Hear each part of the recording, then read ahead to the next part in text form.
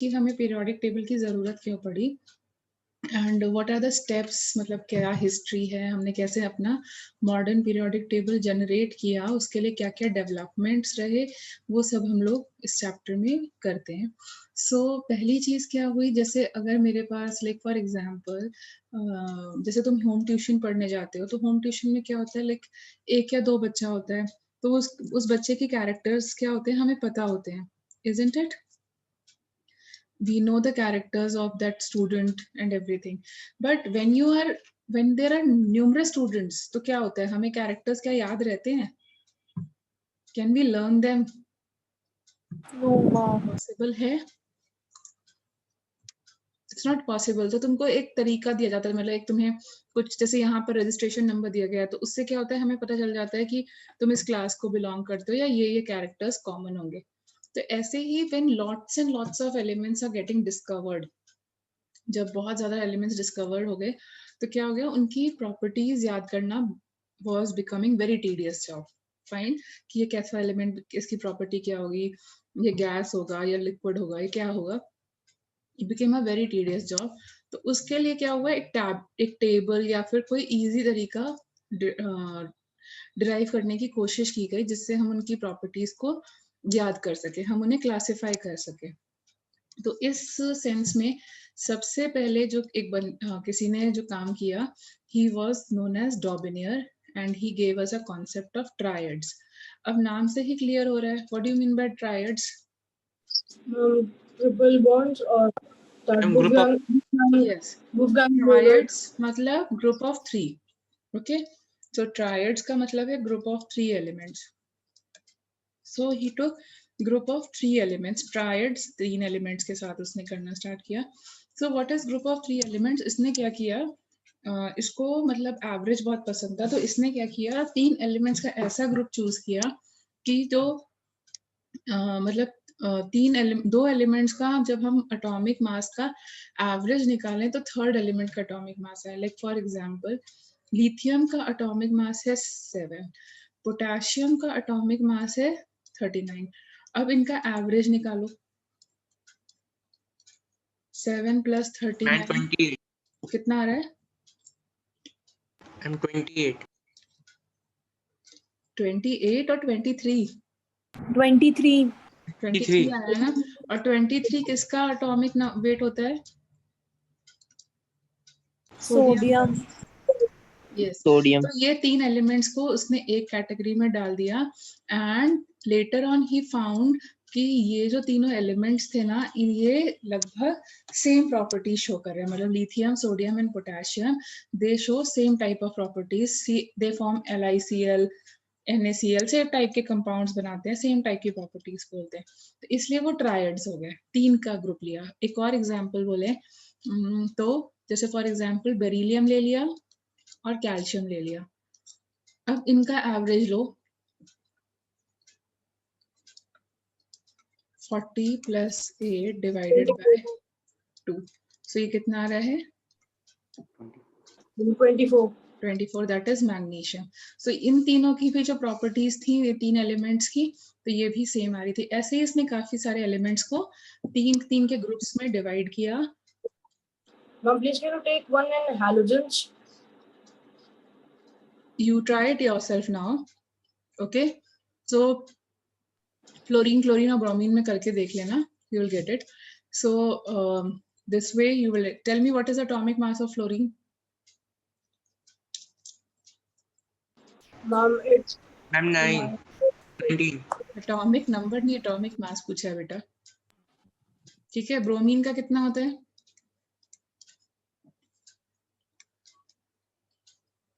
Find the average. 44.5. हाँ, Ma'am, it's coming in decimals. तो atomic weights तो decimals में हो सकते हैं ना, तुमने एवरेज Ma'am, एटॉमिक 49.5. कितना? 49.5.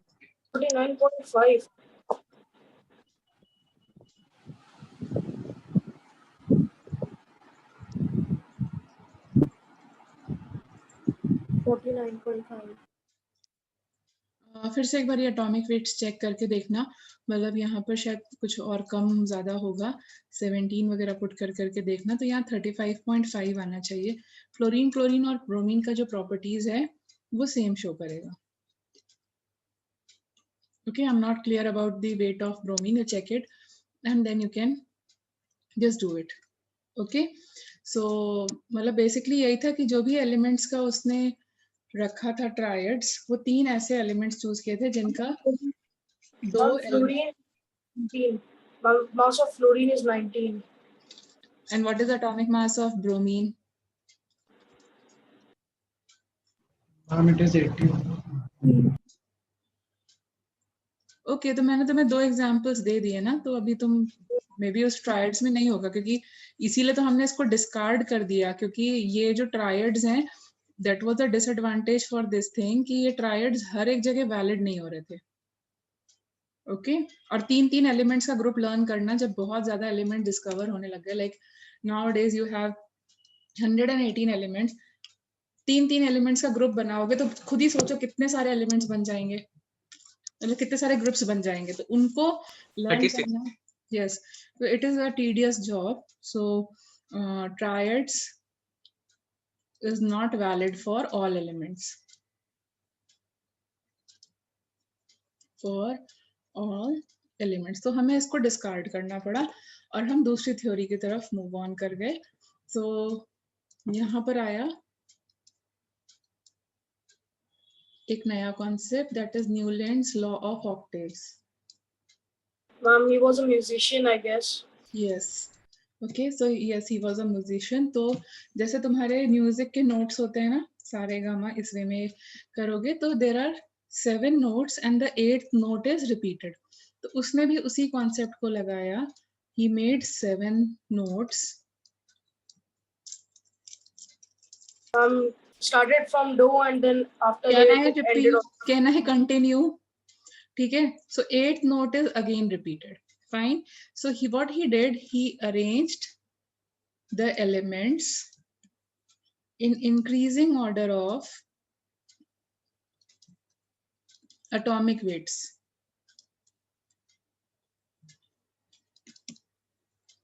Order of atomic weights. ठीक है, तो again he started from lithium.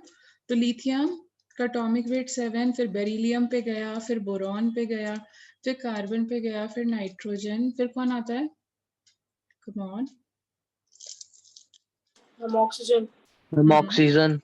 And then it was sodium. ठीक है, अब ये वाला जो 8 नोट है, जैसे तुम सारे गामा करते हो तो सा इज अगेन रिपीटेड ना, तो यहाँ पर भी हम लोगों ने क्या किया, 8 नोट को वापस से रिपीट किया। ठीक है, Ma'am, neon. Ma'am, 8th is neon. It's not Yes, ma'am, it's neon. भाई, न्यूलैंड ने जब दिया था, या तो मैं बता दूं या तो तुम क्लास ले लो, जब न्यूलैंड ने दिया था ना तब नोबल गैसेस डिस्कवर नहीं हुई थी। Okay, so let me speak first. Okay, so that is what he was a musician. So उसको वो कॉन्सेप्ट नहीं पता था कि नोबल गैसेस नाम की भी कोई चीज होती है, तो इसीलिए उसने 8th को वापस से रिपीट कर दिया। Can you get it now, everyone? Yes, ma'am. Okay. And then it is phosphorus, then sulfur, then chlorine. और क्लोरीन के बाद में फिर से नोबल गैसेस के बारे में उसको इन्फॉर्मेशन ही नहीं था कि कुछ ऐसा भी होता है। Then what he did was potassium next आया, तो potassium and then calcium. So what he found कि this group of elements, and as you can say this is a triad वाला ही group, तो ये जो elements थे ये same property show कर रहे थे, जो एक group में आ रहे थे एक दूसरे के नीचे, so ये same property show कर रहे थे। Can you get it? Yes, ma'am. फिर इसके भी ड्रॉबैक्स आ गए। इसका ड्रॉबैक्स क्या आया कि भाई यही है कि ये सारे एलिमेंट्स के लिए वैलिड नहीं हो रहा था, मतलब सिर्फ एटॉमिक नंबर 20 तक तो सही है, बट उसके आगे के जब 31 या समथिंग आने स्टार्ट हुए तो वो वैलिड नहीं बन रहा था। Okay, it is not valid for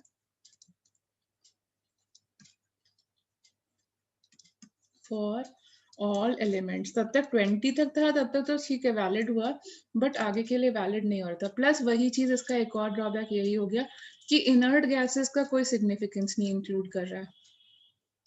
ma'am जब बी लॉ बना था तब हाइड्रोजन और हीलियम नहीं डिस्कवर होते हैं। तो उसने पुट नहीं किया ना, वो भी तो उसका ड्रॉबैक था। उसने हाइड्रोजन और हीलियम के बारे में बात ही नहीं किया। डिस्कवर हीलियम तो नहीं हुआ था लेकिन हाइड्रोजन हो गया था, लेकिन उसने बात नहीं किया, इसलिए तो ये ड्रॉबैक में आ रहा है। ओके, तभी तो हम इसको आगे फर्दर नहीं कंटिन्यू कर रहे हैं। Fine, then came another scientist, he is called as Lothar Meyer. उसने भी कोशिश करा कि चलो मैं करके देता हूँ। तो उसने क्या किया, उसने एक कर्व बनाया। Okay, that's why we call it as Lothar Meyer curve. Fine, so he tried to make a curve and उसने क्या किया, एटॉमिक वॉल्यूम और एटॉमिक मास, इनके रिस्पेक्ट में एक कर्व बनाने की कोशिश करी। तो यहाँ पर जो कर्व बना था ना, उसमें क्या हो रहा था कि जो पोजीशन है, सेम टाइप के एलिमेंट्स हैं, उनकी जो पोजीशन है कर्व में वो सेम टाइप की रहती थी। लाइक अगर कोई एलिमेंट पीक पे आ रहा है तो वो पीक पे ही रहता था, और सारे टाइप के एलिमेंट्स एक पीक पे ही रहते थे। फॉर एग्जाम्पल, जैसे ये तुम्हारा लिथियम से स्टार्ट करते हैं, तो लिथियम, बेरिलियम, लाइक लिथियम यहाँ पर है, बेरिलियम थोड़ा यहाँ, फिर यहाँ कार्बन, फिर ये कर्व ऊपर जाता है and then it comes down, then this curve again goes up, then it again comes down, and then it goes up, and then again it comes down. So this way it was continuing. तो जैसे जो peaks हैं, जैसे यहाँ lithium है तो यहाँ पे फिर सोडियम आया, फिर पोटेशियम आया, फिर रुबीडियम आया।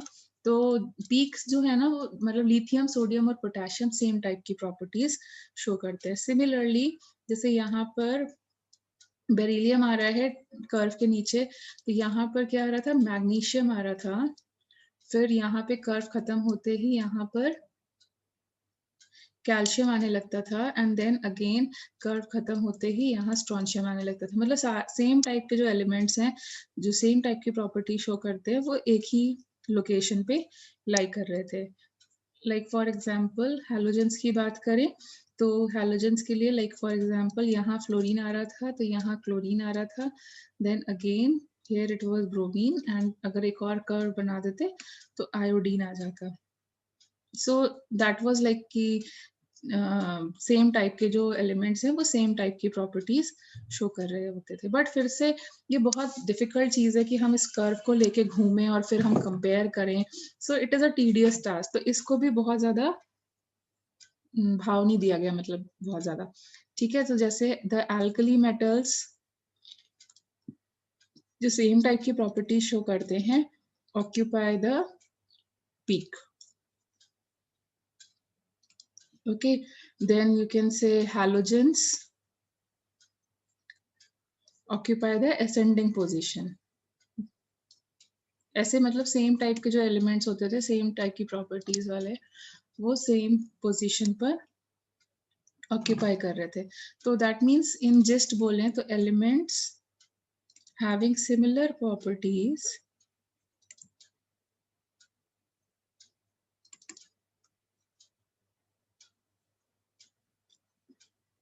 occupy the similar position on the curve.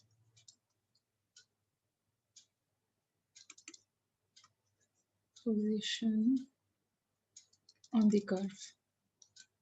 Okay, so वैसे तो ये ठीक था, बट एक्चुअली इसका ड्रॉबैक ये था कि हर बारी कर्व खोलना पड़ेगा, और कर्व बहुत टीडियस था, ये बहुत मतलब हेक्टिक प्रोसेस था, हम लर्न नहीं कर सकते थे।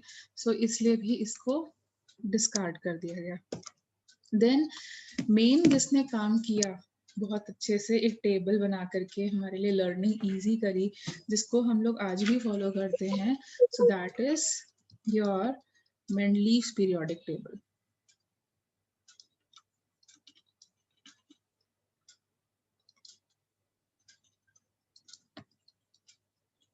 Mendeleev's periodic table. फाइन, तो इसने बहुत मेहनत करी, मतलब एक सिस्टमैटिक मेहनत करी। तो इसने एक लॉ फॉलो किया, दैट इज, हम पीरियोडिक टेबल पढ़ रहे हैं, सो इसके लिए हम बोलते हैं पीरियोडिक लॉ। तो ये किसका पीरियोडिक लॉ है? ये मेंडलीव टेबल का पीरियोडिक लॉ है। So you also call it as Mendeleev's periodic law. ठीक है. So he said that the physical and chemical properties of the element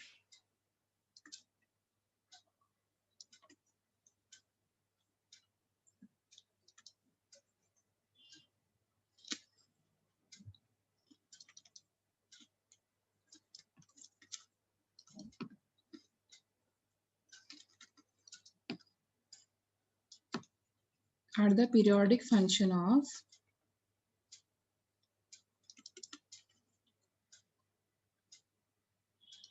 atomic weight. Okay. अब उस टाइम पर क्या था, जब इसने ये लॉ दिया था, तब अभी कितने एलिमेंट्स बताए हमें, कितने एलिमेंट्स बताए हमें? 118. But उस टाइम 118. पर, yes, उस टाइम पर क्या था, only 63 elements were known. Okay, जब इसने बनाया था only 63 elements were known and noble gases की डिस्कवरी नहीं हुई थी.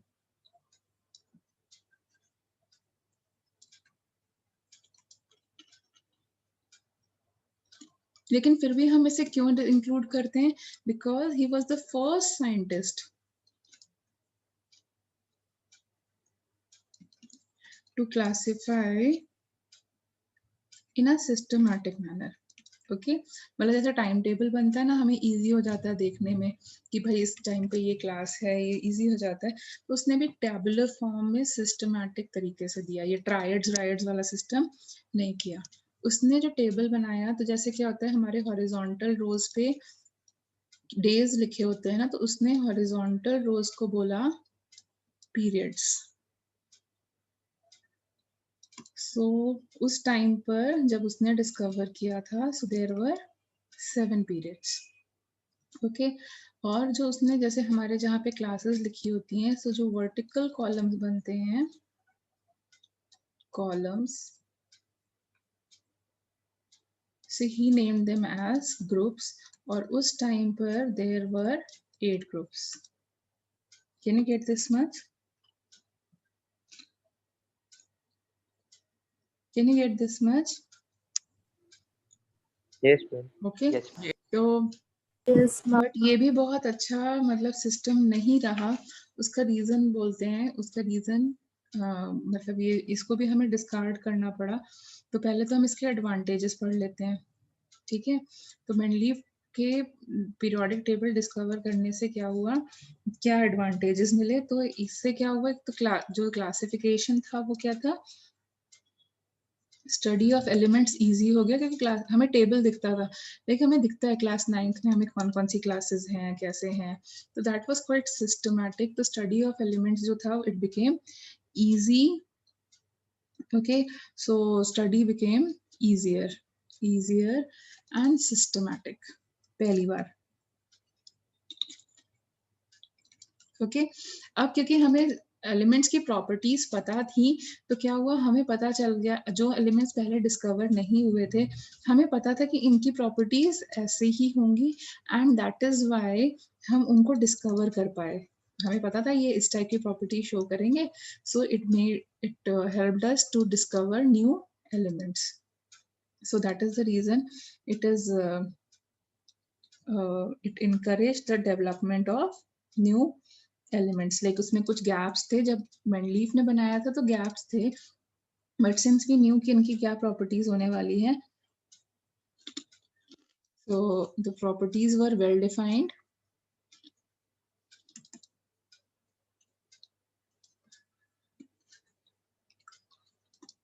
and element got discovered.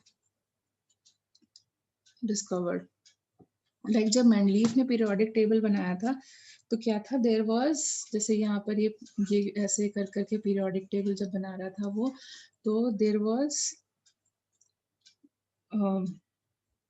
Was मतलब यहाँ कार्बन था, यहाँ सिलिका था. ठीक है, और यहाँ पर एक गैप था, यहाँ वाला एलिमेंट उस टाइम पर डिस्कवर नहीं हुआ था.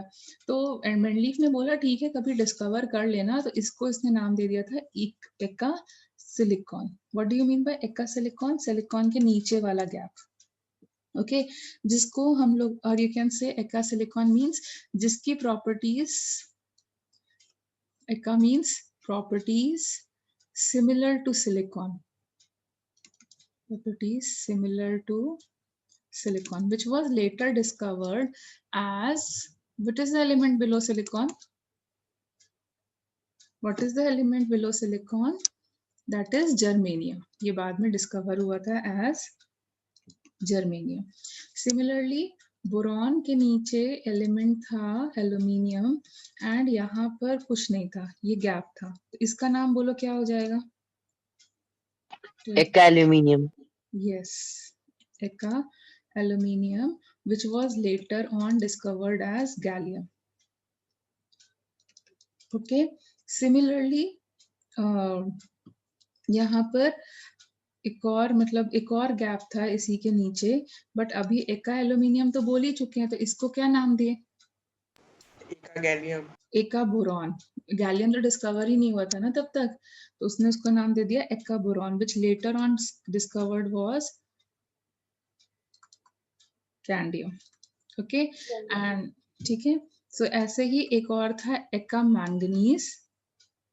ये सब मेंडलीफ की वजह से डिस्कवर हो पाए थे, which came out to B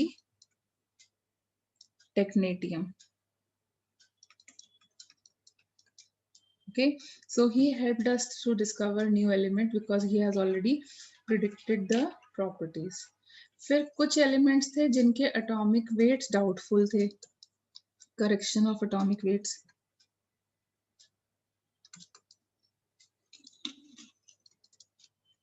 ठीक है, तो हमने देखा कि उसकी प्रॉपर्टीज किसके साथ मैच कर रही है, तो हमने उसी ग्रुप के नीचे डाला, तो उससे हमारे जो एटॉमिक वेट है उसमें करेक्शन आ गया। फाइन, ठीक है, जैसे कि बेरिलियम का हम लोग करेक्ट कर पाए थे, गोल्ड का कर पाए थे, प्लैटिनम का कर पाए थे, यूरेनियम का, इसकी वजह से ही हम लोग करेक्शन कर पाए थे। देन अभी भी लेकिन ये बहुत अच्छा वाला नहीं था, इसमें भी कुछ डिफेक्ट्स थे। डिफेक्ट्स क्या थे? जैसे कि तुमने मुझे पूछा, ये था हाइड्रोजन के लिए कोई जगह ही नहीं बनाई।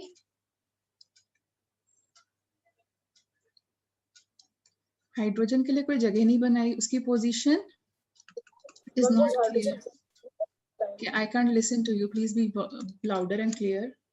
Hydrogen was found, like hydrogen was there at that time. Like that people knew that hydrogen was at that time. बेटा हाइड्रोजन बहुत पहले ही डिस्कवर हो गया था। Okay, so there was no like hydrogen के लिए कोई स्पेशल प्लेस नहीं बनाई गई, जबकि वो डिस्कवर्ड था, और बनाई भी गई तो उसकी पोजीशन हमें समझ ही नहीं आ रहा था कि हम उसको सोडियम के साथ रखें क्योंकि वो उसके टाइप के कंपाउंड्स बनाता है, या फिर हम हैलोजेंस के साथ रखें, तो वो क्लियर नहीं था, और आज की डेट में भी वो क्लियर नहीं है। Fine, because it shows similar properties as that of alkali metals, as well as it shows similar properties as that of halogens also. फिर दूसरी प्रॉब्लम क्या आई कि उसके बाद में उस टाइम पे जो तुम्हारे रेडियो एक्टिव एलिमेंट्स हैं वो डिस्कवर नहीं हुए थे, तो इसलिए मतलब उनके लिए कोई जगह, नो प्लेस फॉर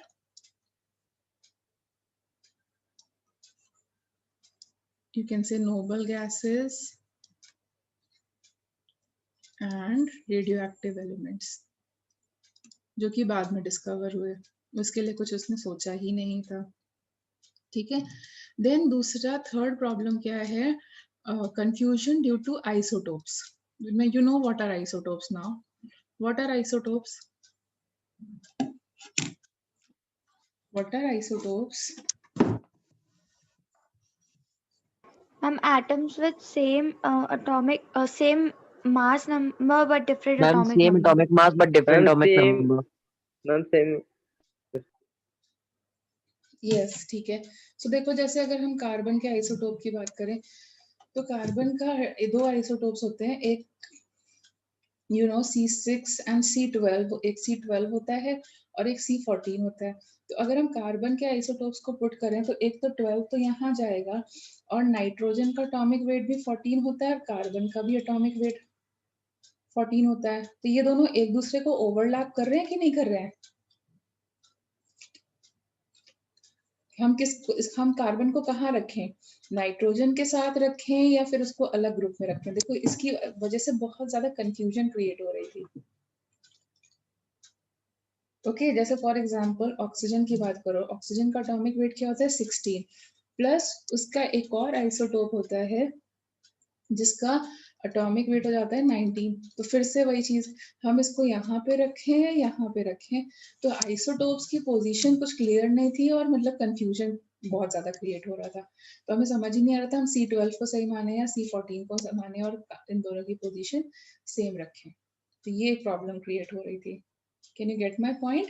एक ही एलिमेंट को एक से ज्यादा पोजीशन देनी पड़ रही थी। Can you get it? देखिए तुम atomic Yes, ma'am. Yes, ma'am. I can't listen to you.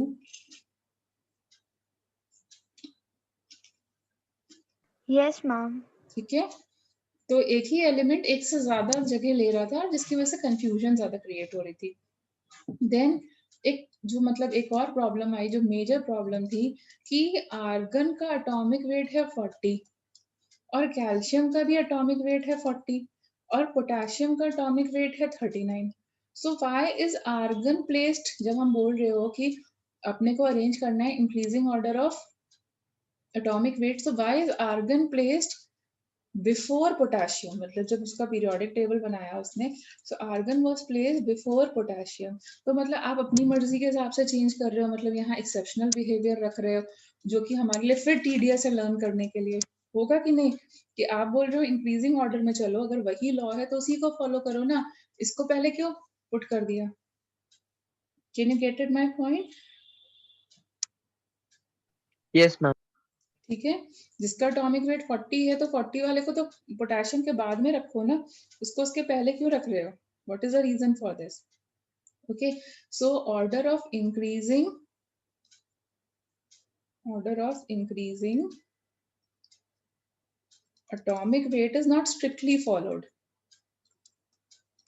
is not strictly followed। एक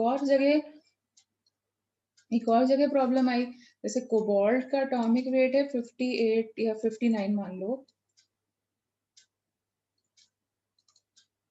ओके 59 है, और इसको प्लेस कर दिया गया आयोडीन से पहले। मतलब आयोडीन का एटॉमिक वेट है 127 and this is placed before then cobalt जिसका एटॉमिक वेट है 59। तो ये भी क्यों कर रहे हो भाई? मतलब there was, what is the reason? There was no explanation in Mendeleev periodic table, so इसलिए हमें मेंडलीव पीरियोडिक टेबल को डिस्कार्ड करना पड़ा। ऑल्दो एक सिस्टमैटिक तरीका था बट फिर भी बहुत जगह फॉलो नहीं हो पा रहा था, so we discarded it. We Excuse are me, ma'am. Yes Ma'am, it was cobalt and nickel. Ma'am, iodine was nowhere near it. Ma'am, iodine and tellurium. yes, iodine and tellurium. Okay, now moving to the next one, that is modern periodic table.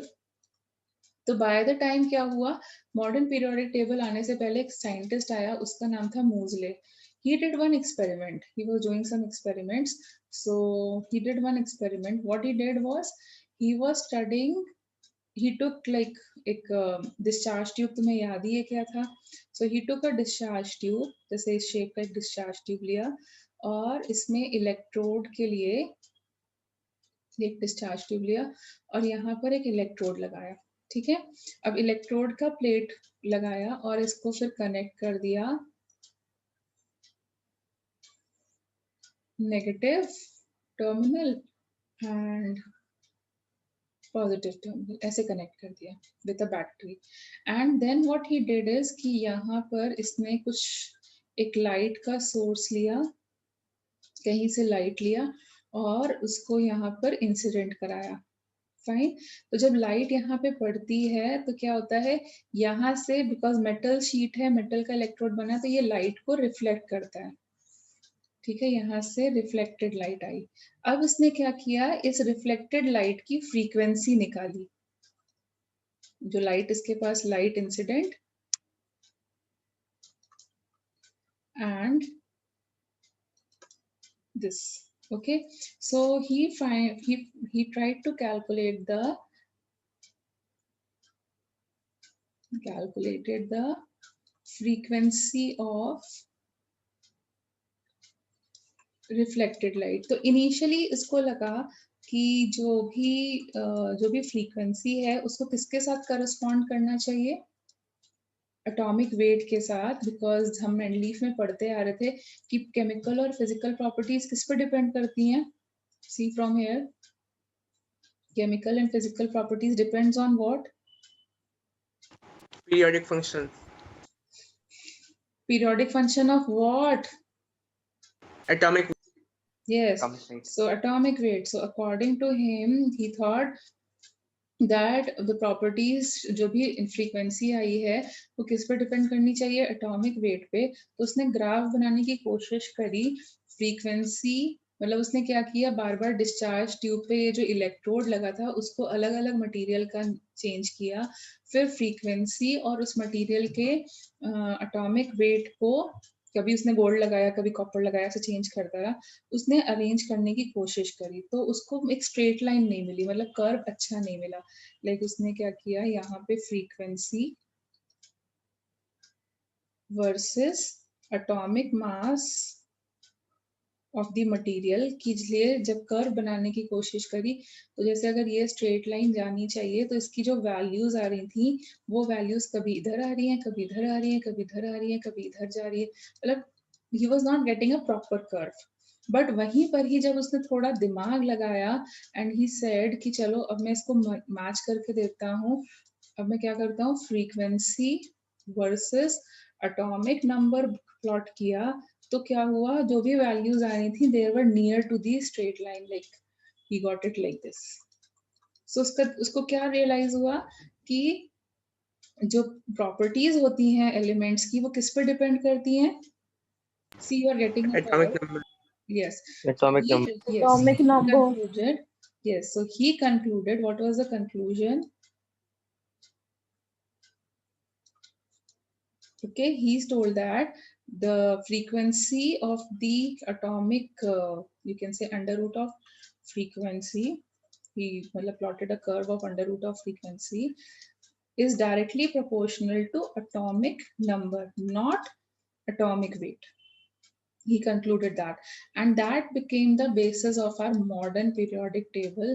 So modern periodic table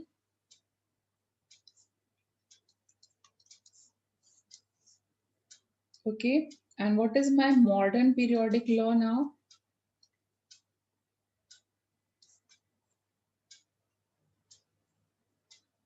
Modern periodic law now, that the physical and chemical properties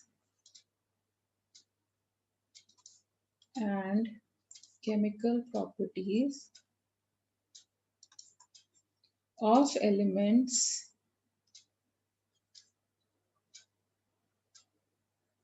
are the periodic function of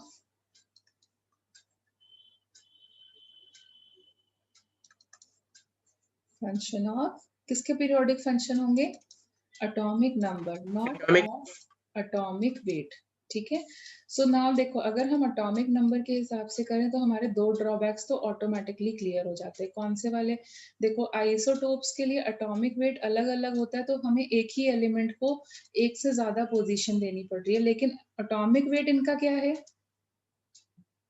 atomic weight क्या है, what is atomic weight of carbon? It is same. So how many position you will occupy if I base the law, if I change the law into atomic number, कितनी जगह देनी पड़ेगी,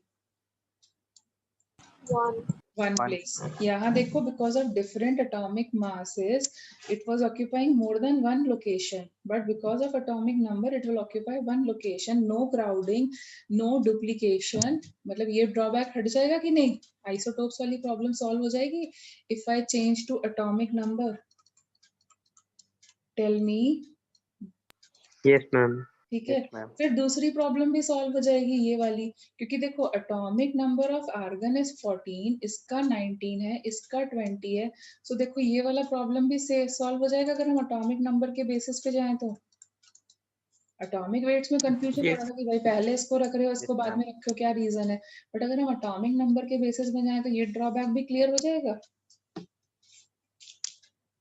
okay, तो इसलिए हम लोगों ने और ये बेसिस भी बना कि हम लोग अपना मॉडर्न पीरियोडिक टेबल जो है वो इसके बेसिस पे करेंगे. So now when I talk about modern periodic table, so बाकी चीजें हम लोगों ने सेम रखी. ठीक है, बाकी चीजें हम लोगों ने सेम रखी, मतलब वही कि जो हॉरिजॉन्टल रोज हैं उनको हम लोग क्या बुलाएंगे? Horizontal rows are called as what? Periods, and they are represented with Roman numbers. और आज तक हमारे पास 7 periods discover हुए हैं. ठीक है, so we have 7 periods discovered. and जो vertical columns हैं, vertical columns जो हैं वो कितने हैं? 18 हैं हमारे पास, and we call them as groups. So how many periods you have?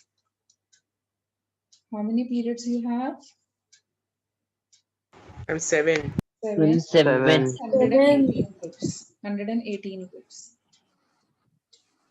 Fine.